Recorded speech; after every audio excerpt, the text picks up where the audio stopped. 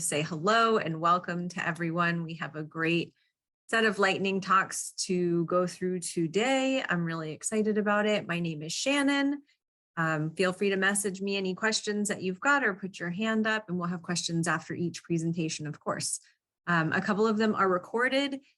We do have one person who's not able to attend, but her presentation is recorded. So she won't be able to answer questions, but if you write them in the chat or let me know, I will get them to her. So I think with no further ado, we will get going. So welcome to our June 2023 Lightning Talks with Women in GIS. We are thankful to our platinum sponsors, Wyoming GISC, ESRI or ESRI, of course, Bad Elf, and Embedded Alliance. Our regular sponsors here, and I'm not sure if I'd be able to read them all, but of course you all can. And today's presenters, we have Sunny Fleming of ESRI, and she's going to be talking about equity and environment. Her presentation is recorded, so she will not be able to answer questions in live time for you today, but if you get them to me or you put them in the chat, I can make sure that we get those to her and we can put them in some follow-up notes. Let me just make sure one thing before we really get going, and that is that we are recording, right? Yep, we are. Okay. Our next presenter is Eliza Kronenberger. She will be talking about advancing organizational equity guidelines. Our third presenter is Yogita Shukla, who will be talking about inclusive leadership. And our last one is Koya Brown, who will be talking about unlocking insights, disaggregated data. So we will start with Sunny's first. And good afternoon, and thanks for joining. And thank you to Women in GIS for this opportunity to chat with everybody. I am ESRI's industry specialist for environment and conservation in state and local government. And I'm going to talk today about how I've seen GIS being leveraged for this intersectional issue of equity and the environment. Some examples from our user community, but also some policy drivers that I've noticed around this, and then a little bit of discussion on how others can get started on using GIS for this topic as well. So let's jump right into it. So I think all of us as environmental professionals, we really understand that environment is the undercurrent to everything we do. So our drinking water, healthy drinking water, gardening and where our food comes from and contaminants in the soil, that's going to have an impact on our health. And then I love this last picture. I imagine that I look that confident when I'm running. I do not, but certainly when I am breathing heavily, I'm very acutely aware of the air quality when I exercise. And we also understand that there's these serious consequences to an unhealthy environment, and we're able to start quantifying these now from an economic standpoint.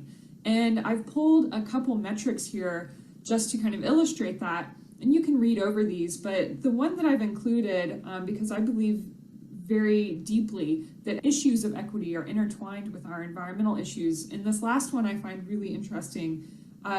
There is a study out there that estimates between 8 trillion, so 22.9 GDP gains by 2050 if we were to eliminate structural disparities.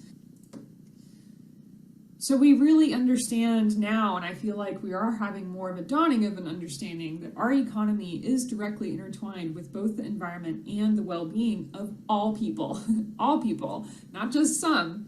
And what are some of these industry influences? Well, there's personal, right? There's been kind of personal enlightenment. We see a lot of this in the news, especially around environment, lifestyle, volunteerism, and consumption. This is driving corporate interests. So something that we're hearing a lot about in the news right now is this topic of ESG, or environmental social governance. And so these are corporations looking at the risk to their bottom line of environmental and social issues. And this is really looking also at how do they help mitigate inequities and environmental issues.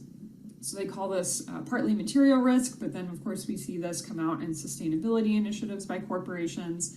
And this is also influencing policy. So a lot of these policies I have here are related to domestic policies, but we see a lot of interesting language coming through the infrastructure bill and the Inflation Reduction Act. So what is that? Well, I've been talking about this to environmental professionals, but something I find really interesting about this bill that I read cover to cover, don't ask me why, is that the messaging behind it is really this. It says, continue conducting your business, America. We're always going to be building bridges and doing all of this stuff. But what I find most fascinating is it says, do it in these three ways. Do it resiliently, sustainably, and equitably. And in order to do that, oh my gosh, we need tons of funding because it's going to require us to innovate how we conduct our business. So I find this really interesting though, especially in the context of today's discussions around the equitable component. I mean, we're seeing this codified now in policy, not just in the infrastructure bill, but there are also definitions by the EPA and other agencies related to what they consider equity. So some of the challenges that we're going to see around this, especially in the environmental industry, is engagement.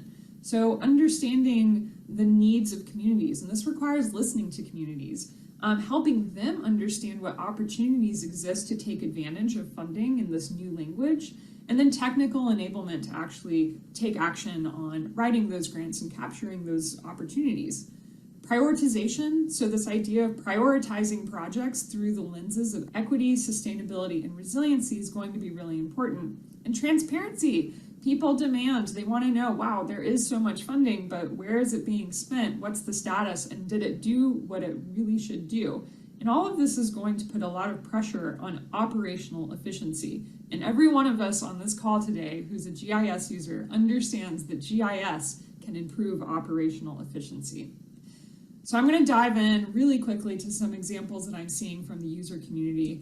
So this first slide, it's got kind of a smorgasbord of stuff, and some of it's all interrelated, but this first one in the top left is South Dakota R3. So South Dakota Fish and Game, they, and a lot of fish and wildlife agencies across the United States, as well as some of the NGO partners in that space, are tackling this initiative called R3, Recruitment, Retention, and Reactivation. So hunting and fishing licenses and other kinds of outdoor recreation are actually major economic drivers in many states. But as the popularity or the interest in that, in those kinds of activities wanes, these organizations are looking to regenerate that interest, but not only with some of their, classical user groups, but beyond that and be more inclusive.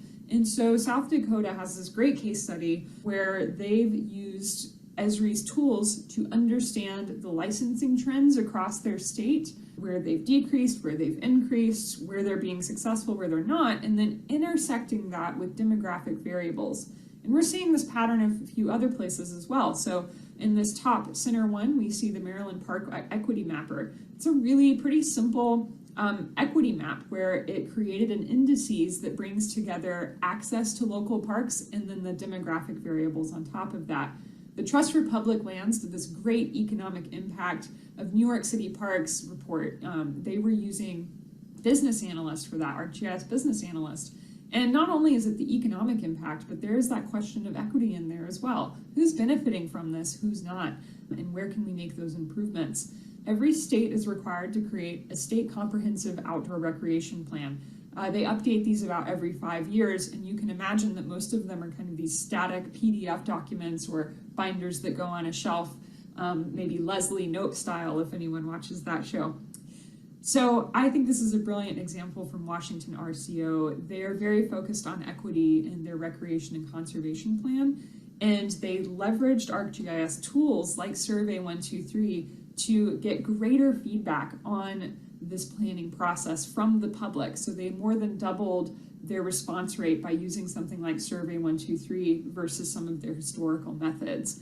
So we're seeing this repeated quite a bit. I have a couple other examples here where just the use of GIS tools has made this information more accessible. And as we know, maps are inherently more accessible and equitable than other types of communication because they remove the barrier of language in many cases. There's that visual component and an intuitive understanding of where we are in relation to our surroundings.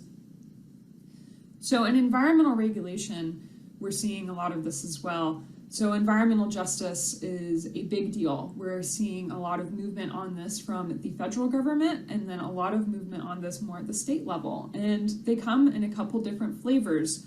So the Center for Environmental Quality has published a Justice 40 nationwide data set, and we carry that in the Living Atlas. So this can be pulled into your own analyses. New York State, DEC, the Department of Environment and Conservation, they actually have published kind of their own version of this as well that people can take advantage of.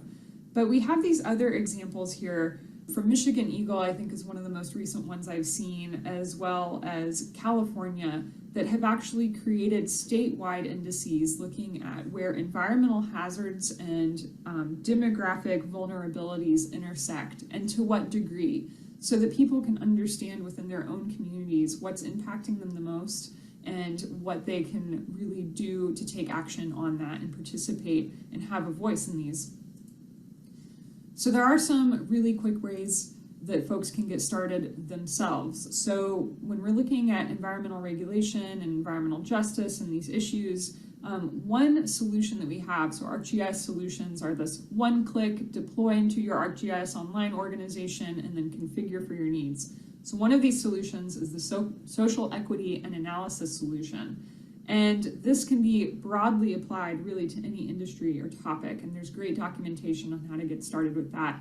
Another is the recreation outreach solution. So I mentioned South Dakota earlier and the R3 initiative that's a nationwide initiative. So this solution was designed to help assist folks in doing that same kind of analysis, but then it also comes with an ArcGIS hub to help take action on that outreach. So I hope this was worthwhile and informative, and that you're excited to also get started for yourselves. And again, thank you to Women in GIS for the time today. I really appreciate it. Bye-bye.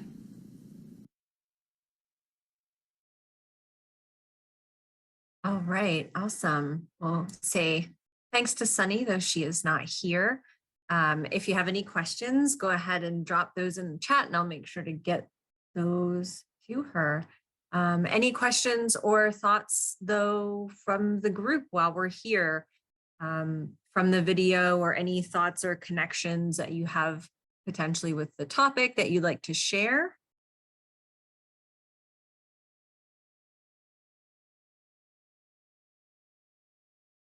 Okay, go ahead then. And I will hand it off to Eliza. And Eliza, let me see, I can make you co-host and you can share. And we can switch to you if that's what you would like to do. Yeah, that sounds great. Thank you so much. Yeah, sure. Great. Can you see, whoops, my screen? We can. Awesome. And it's the slides one, correct? I have a couple that I'm gonna switch between. Yes. Okay, perfect. Thanks so much. So hi everyone, my name is Eliza Kronenberger. I use she, her pronouns. I'm based in Bellingham, Washington. I am a current Dangerman Fellow with the National Audubon Society.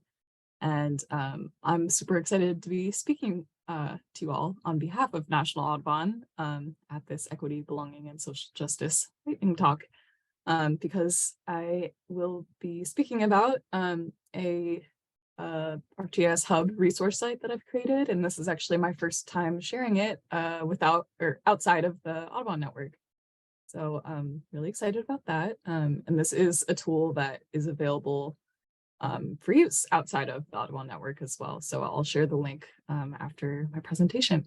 But yeah, so super excited to be here. And I will be presenting on this at the Esri User Conference as well. So this was a great way for me to get some of my notes together and throw together a presentation. So thanks for that as well. So I'm excited to talk to you about what I call the EDIB Data Ethics Hub or resource site. EDIB stands for Equity, Diversity, Inclusion, and Belonging, in case some of you aren't familiar. And yeah, I just wanted to talk a bit about like what this project is, why it exists, and why Audubon is pursuing it.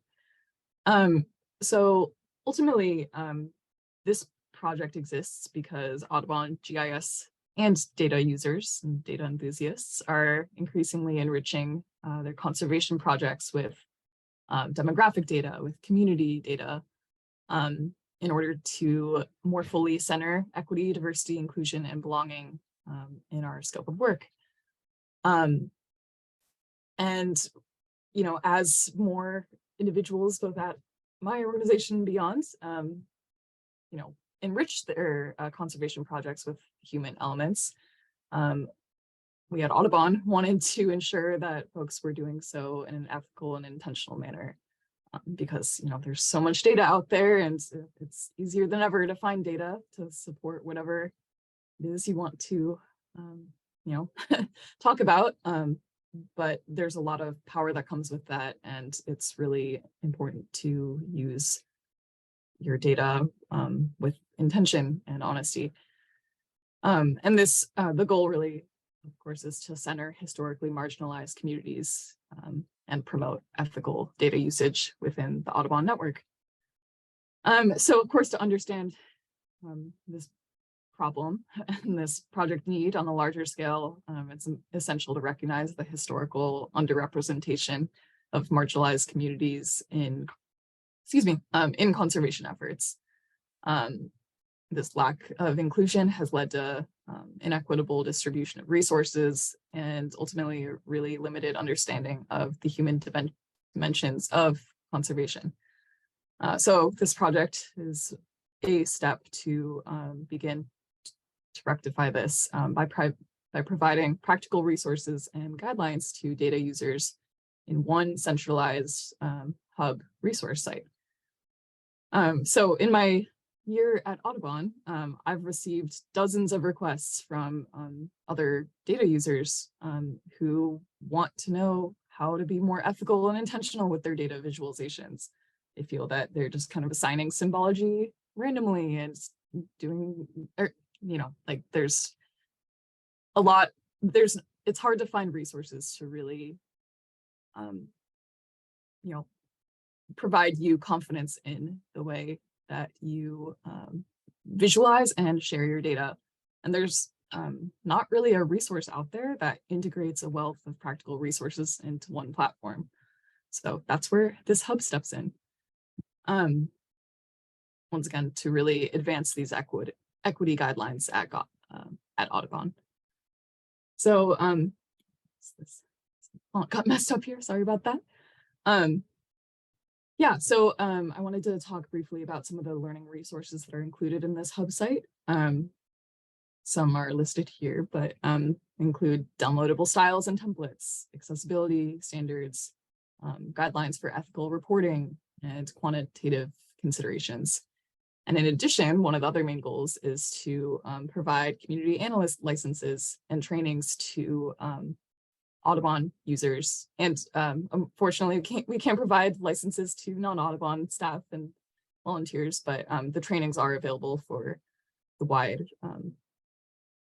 outside users as well. But by compiling this resource site and having this as a having these time savers all compiled in one place, we're hoping that people can, you know, use Community Analyst, which is, for those who don't know, it's a web-based GIS application through Esri that provides demographic data, consumer spending data, business data, and more directly to users. And you can create custom reports and gain insights in that way. So we have a lot of licenses to share, but really people don't know about it, but we don't want to just hand out licenses with this really sensitive data without you know, also providing guidelines and resources for folks to use that data equitably.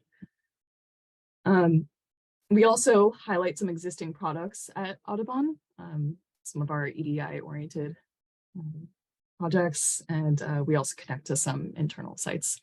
So I'm gonna move pretty quickly through these last couple of slides. As I've mentioned, this is both an internal resource for Audubon staff, and but also is meant to be shared with the public. This, once again, this resource, I at least haven't found anything like it anywhere else. And so we want this to be shared with external data enthusiasts and data practitioners, researchers, and students. And I'm hoping that this can be a living tool that evolves over time as equity standards evolve as well. So just a brief snippet on the project lifecycle so far.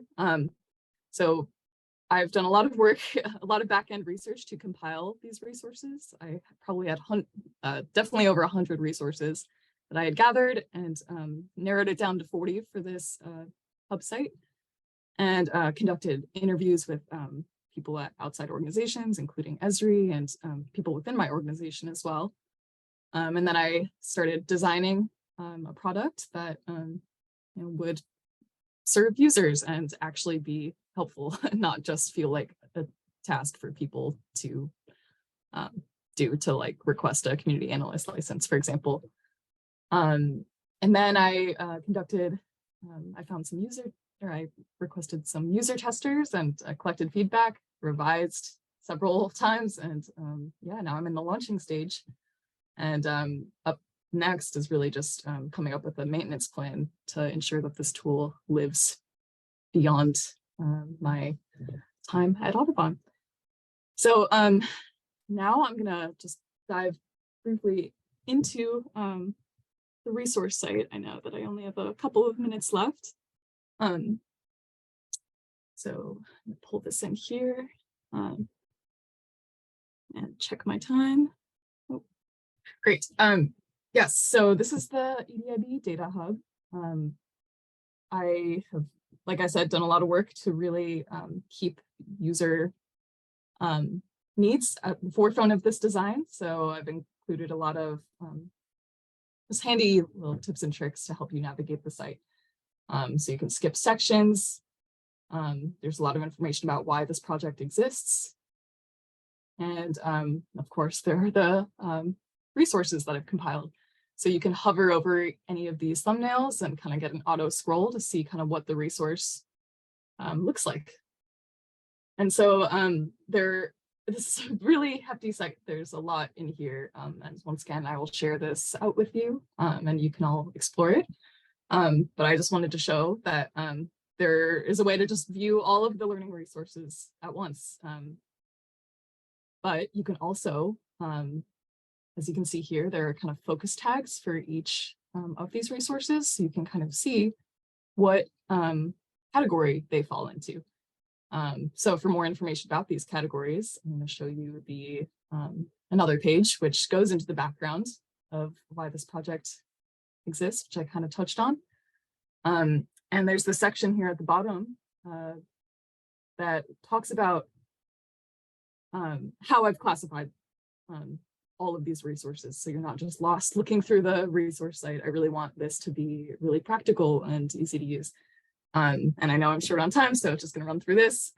Basically, they're classified into 6 different steps of the project lifecycle. So if you're just starting a project and need some resources for project scoping, you can scroll right down here and click this project scoping page, or the link, and it'll bring you to a specific page with resources that have been pre-selected that fall into this category.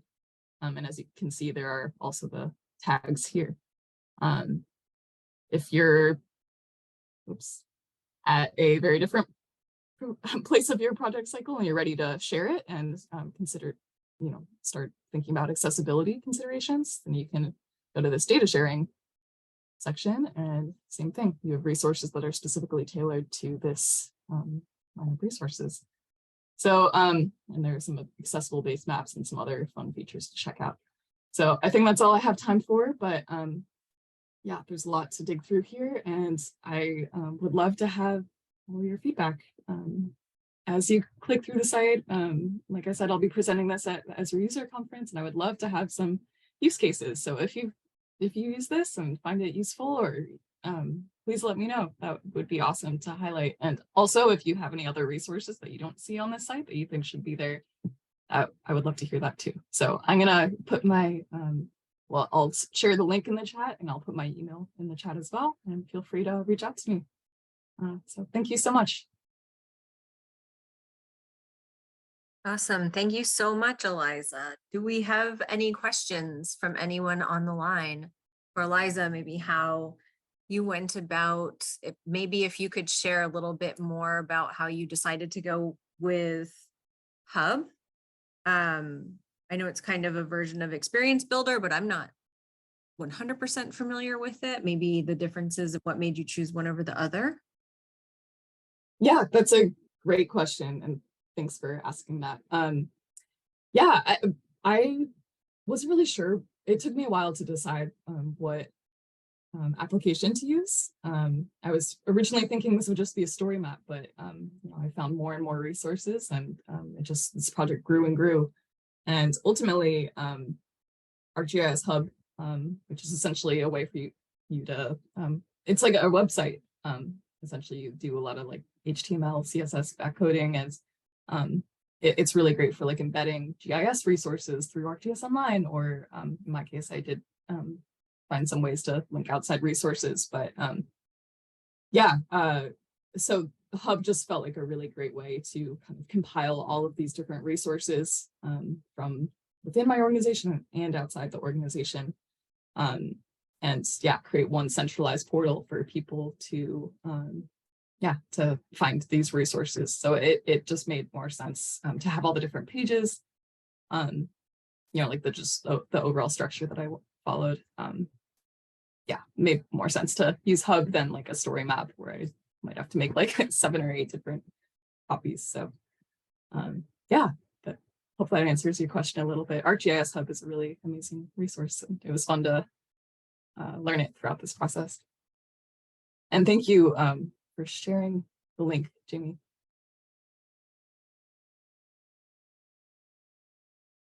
Thanks, Eliza. Other questions from anyone here on the line?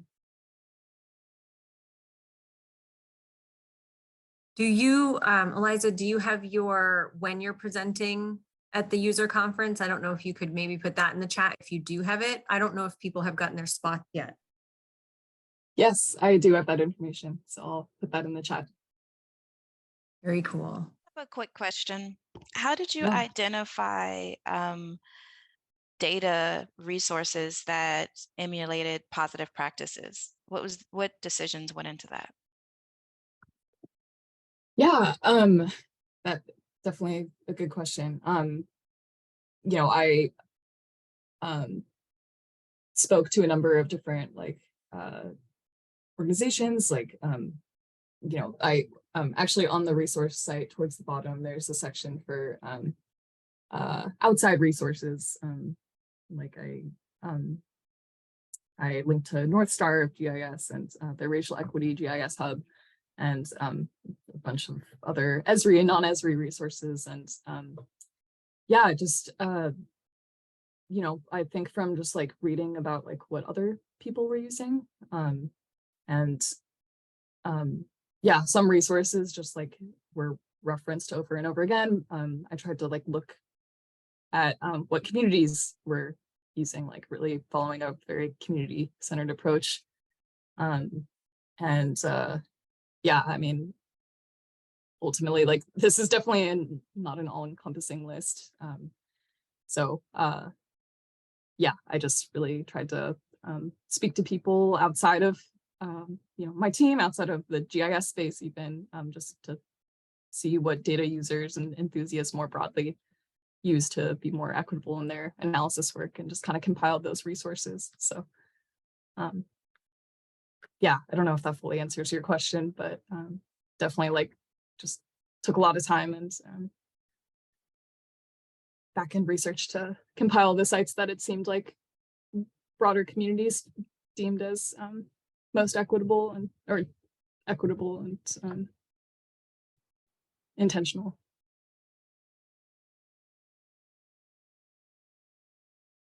Thank you. Mm-hmm. Hey, anyone else have any questions here? And if you think of something later, you can put them in the chat and we can come back as well. So let me get sharing again. Green 2, share sound. Okay. So now we will be hearing from Dr. Yogita Shukla, who is going to speak with us about inclusive leadership.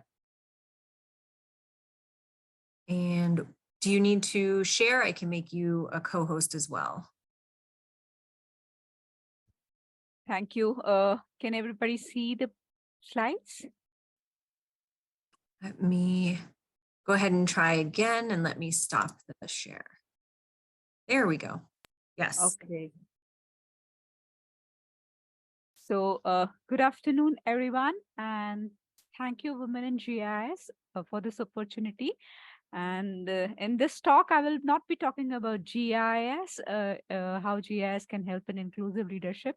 I would be talking about the basic roadblocks we have in bringing inclusive leadership, because this talk on equity, belonging, and social justice, before really moving into, we need representation. We need the voice, and majority of the masses, the people, when we talk about equity and belongingness, we don't find that voice at the highest level. So first, we have to understand that what inclusive leadership means and what is the biases we have in our social structures, and then how we can diminish those, like how we can work on to remove those biases. And then technology comes, because technology is an enabler, but before that, there are other issues we have to really understand through. So in this talk, I won't be talking much of the technology, but the underlying issue, which are impediments in building those inclusive leaderships. So inclusive leadership, there are 4 basic tenets of the inclusive leadership. It starts with embracing yourself and the differences you have with the other people. So for example, your own awareness about yourself, who you are, what your strengths are, and I'll be focusing on strengths only, not on the weaknesses, because once you focus on your strengths, your weaknesses are already taken care of. Then how much humble you are, how much open you are, how much you are firm with your own beliefs and ideas, and also how open you are to agree to disagree. So this is like embracing who you are, and also who the others which are forming the society, the people, the work culture, the family around you. Then it also, so from self, then you go to the others. So how you empower others, how you build that connect with others, how you offer the respect, how you build that equality, or because this is a very challenging thing when we see at a personal level, because there is a lot of social hierarchy we witness all through in our lives. There is a lot of organizational hierarchy. So within that hierarchy, how we can also embrace the equality, how we can help others, to voice their opinions, to be able to feel um, safe when they are talking about their ideas, also being secure in that sense that their ideas won't be, sabotaged. Then forming connections, forming emotional connections, forming deep connections at work, and being participatory in your decision making, being participatory in your discussions. Then it also talks about enabling, so you embrace your own self, how you empower others, how you build diversity in your surroundings, in your team, and then how you help people to grow, how you help people to bring the best out of them, so the mentoring part, the facilitation part, identifying the strength of each of your team members, and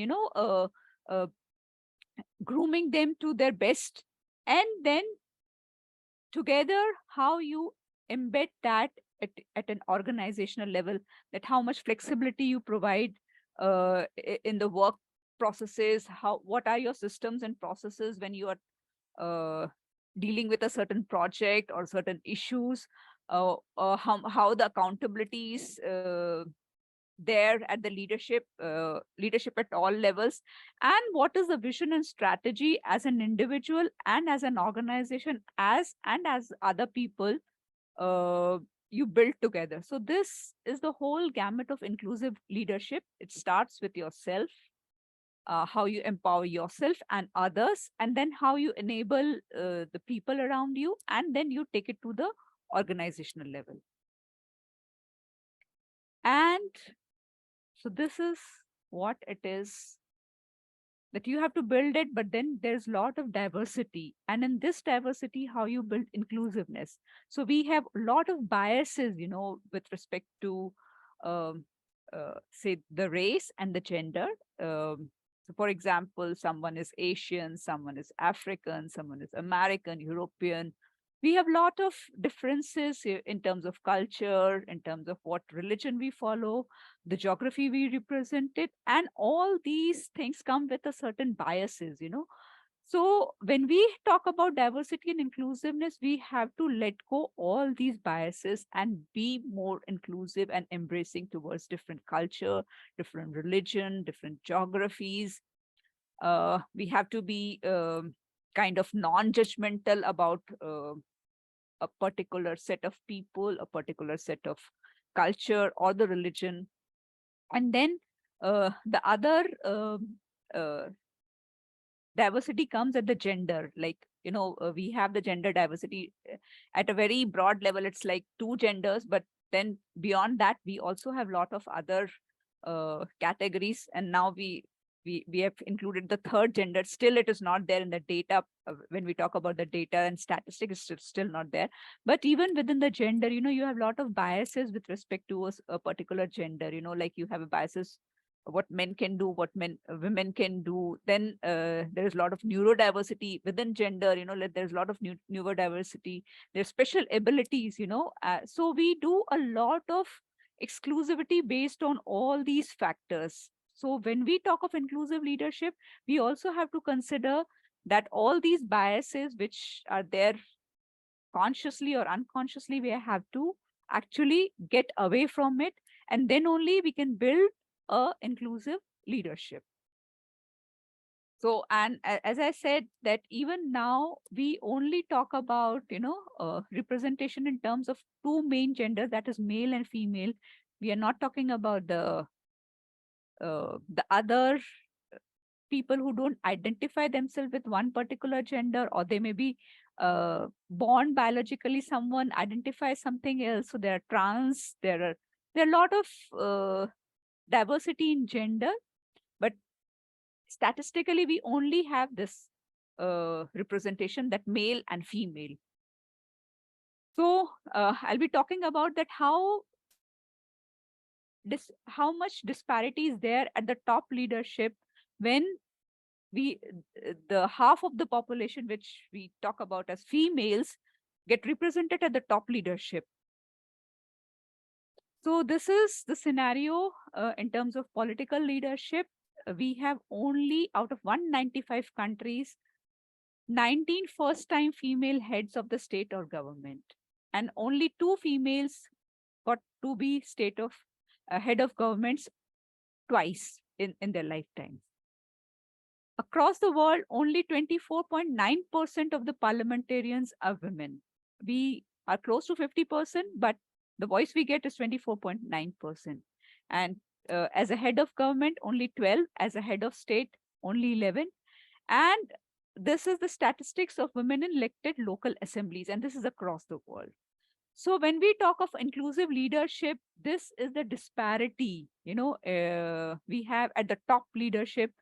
We don't even have the voice. Being the 50% of the population, there is not much voice, not much we can. So equity and justice, first we have to make a representation. First, we have to get to the point where we can talk about the 50% of the population. And this is like, the female representation in Fortune 500 in the functional roles. And we see the percentage of females in the C-level suit is only more than males is in the human resource organization. At the CEO level, it's only 4%, board seats only 24%. So we don't even get the representation. How can we talk about the justice? Because until and unless we have a voice, we can talk about the equity. So this is a disparity. And so what is the major reason, So these are the biases. These are the biases which doesn't allow women to get into the top leadership positions. They are held to very higher standards compared to their male counterparts in business positions. So there's that, like in you can see the statistics, 43% more is expected from a woman than from a man. And with these kind of biases, as a gender, as someone who's representing almost 50% of the population, talking about equity and justice, it's a long way to go. So how do we build this harmony and balance? And this is where the Women in GIS is working. And we in India are also working towards that through our organization, that's Women Geospatial Coterie, that we are now promoting inclusive and flexible work models, even at the highest level of leaderships, because it's so gendered. The work environment is so gendered, the 9 to 6 work environment is so gendered that it does not allow women to grow from, say, a mid-senior position to a senior position, because there's a lot of biases which are included, in taking to that level.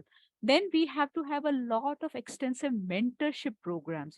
There's much lack of mentorship programs because we don't have much role models where they can guide to the next generation females to get into those molds, where they can set apart themselves, where they can build their career, where they can build their career in the way that is more inclusive, that is more participatory.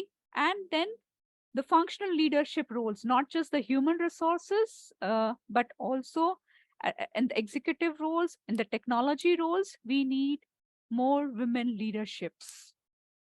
And geospatial, it provides a lot of opportunity in that sense that the technology environment, it gives you to build those inclusive and flexible work models. It gives you the power to understand where you are placed with respect to your peers, because you can see in terms of how you fare in your own geography, in your organization, what is the role which you can provide to the organization and to the society by large. And we in India, we have created a gender atlas for women, and they talk about so this atlas, it talks about how women, they are restricted by the geography, they're restricted by their mobility to lead to a lot of leadership positions. So we have to really focus on building this kind of inclusivity in right at the outset. When women they are at the school level, we have to nurture them. When they are in their college, we have to nurture them. When they are in their mid career, or they're in their even in their studies, when they are doing their master's, their PhD, when they are, so at all the levels we have to build a network and a support, and we have to make sure that lot of women enter into the workforce and they don't drop off because of various issues at the workplace, uh, at the family, and uh, at the society by and large. So I hope I was right in the time. So harmony and balance, that's what we vouch for. And we would like to collaborate with women in GIS in building this harmony and balance across organizations, in the society, across hierarchies, and by and large, lead to a more equitable society. Thank you so much. Thank you so much for that presentation. Let me grab, there we go, the screen, perfect. And we will take any questions from everybody here. We, couple minutes, maybe 2 minutes to see if questions, and then we'll go right into Koya because we are getting up there on time.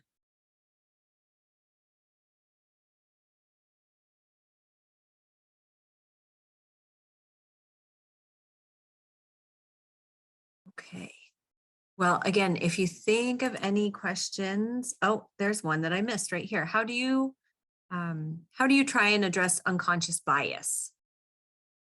And that's from Karen Nickel.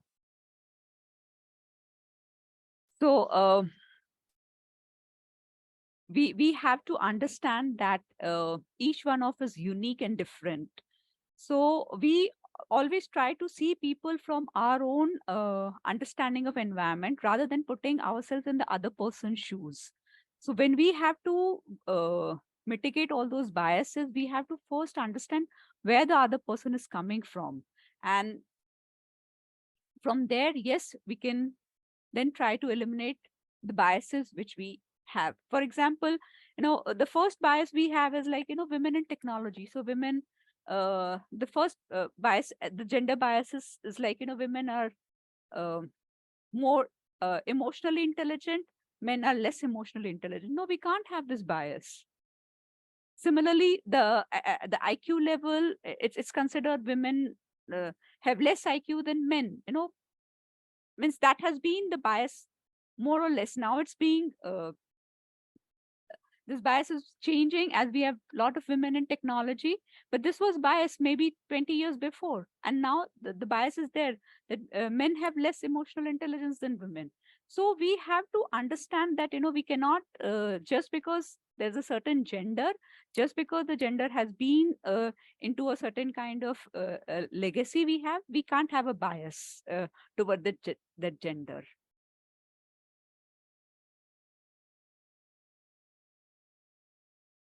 I hope I've been able to answer it.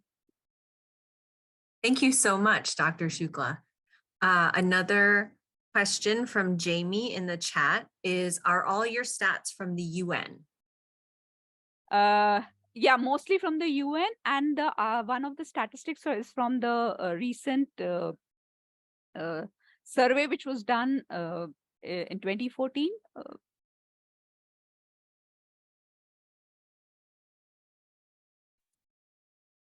Awesome. Terrific. Thank you again so much. If anyone comes up with any more questions, feel free to drop them in the chat. And I can go back to share, and here we go. And so now we have Ms. Koya Brown. And Koya, would you like me to play the recording or would you like to do it live? No, I can do it live. Okay, fantastic. So then give me 1 second and I'll make you a co-host, and I can stop that. All right, I'm going to try to share. There we go. Okay, so try now. Yes. All right, can you see my slides? There we go. Yes. And Jamie has friendly reminder to don't forget to share sound. I'm talking. Perfect. Can you hear me? Okay, can you hear me? You're great. Okay. Yes. Okay. Yep.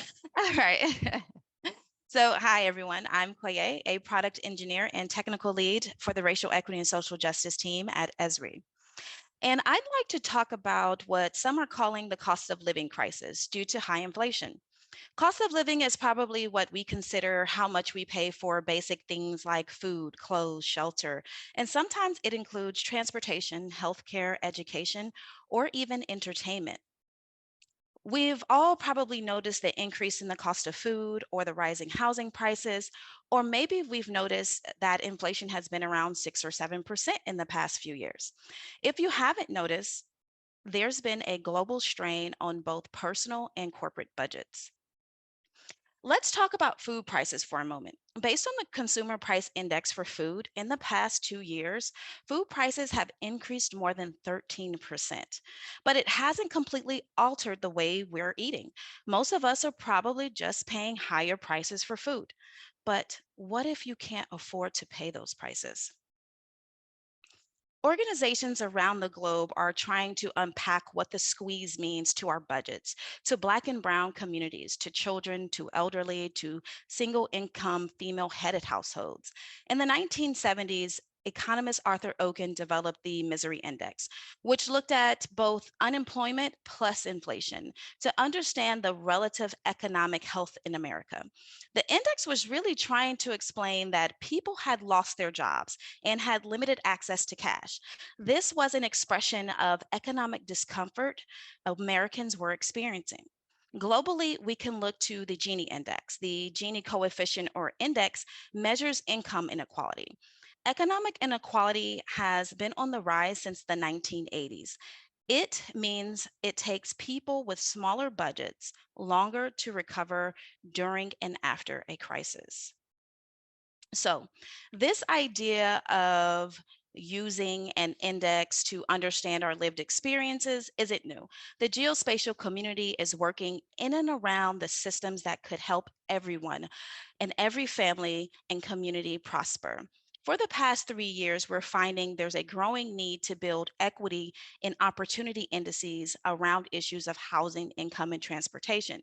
So we are helping organizations with goals of justice, equity, diversity, inclusion, belonging, and access. Now, how do we as GIS professionals lean into these conversations? One way is to leverage both disaggregate data and a composite index. Let's switch to a demo.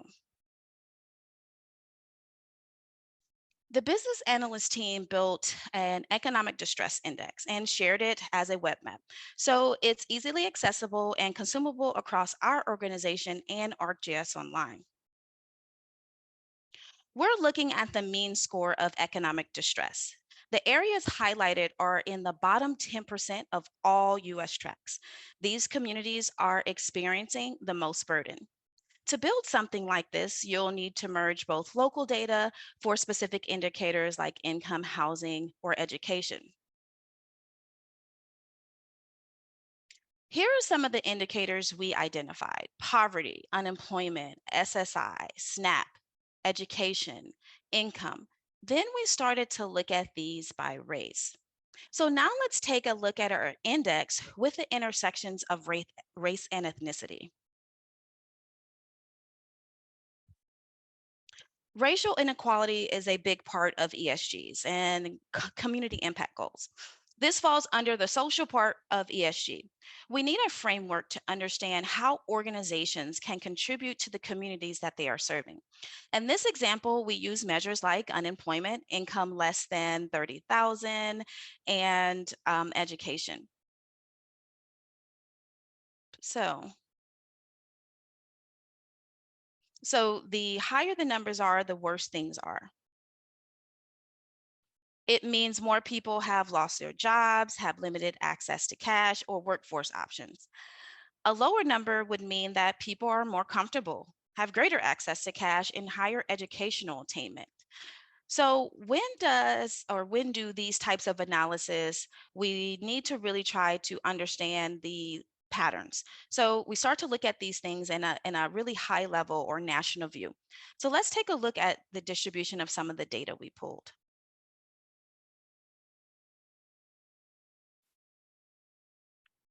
So we're looking at non-Hispanic white householders, and this deep red is going to be where these communities are located in higher number.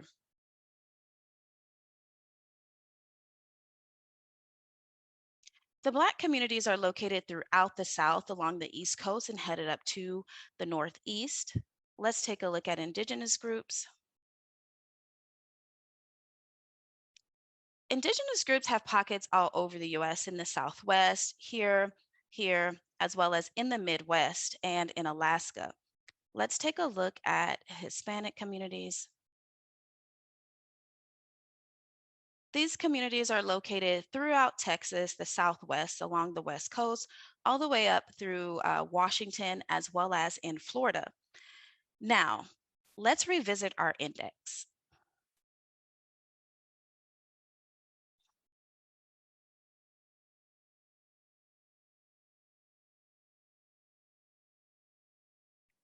Here we have the Community Economic Distress Index by quintile, with classes going from good to bad. So the top 20% of the group are in class 1 or shaded yellow, and the bottom 20% in class 5 are shaded dark blue.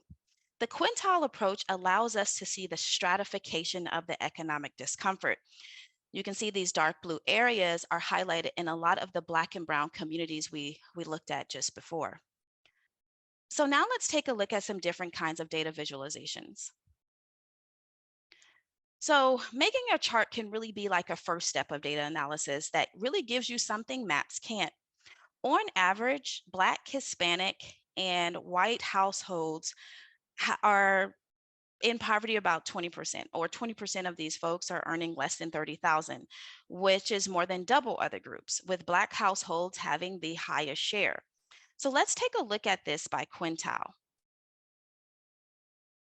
When we look at economic distress disaggregated by race, it shows a similar pattern of the previous charts, but on average, white and Asian communities are living in areas that aren't experiencing as much economic distress or burden.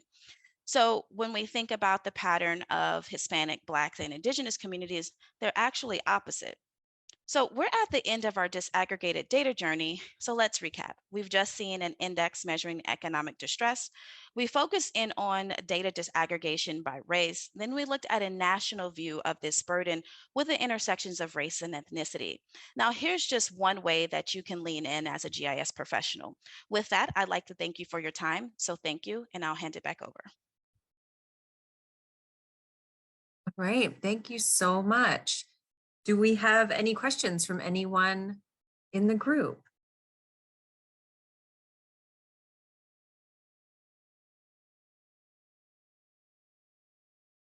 Yeah, I don't really have a question, but those were really, really cool visualizations. Thanks for sharing. Yeah, Thank you. completely agree. And Jamie asks, what geography was that on the maps? Were you using census tracts? Yes, those were census tracts.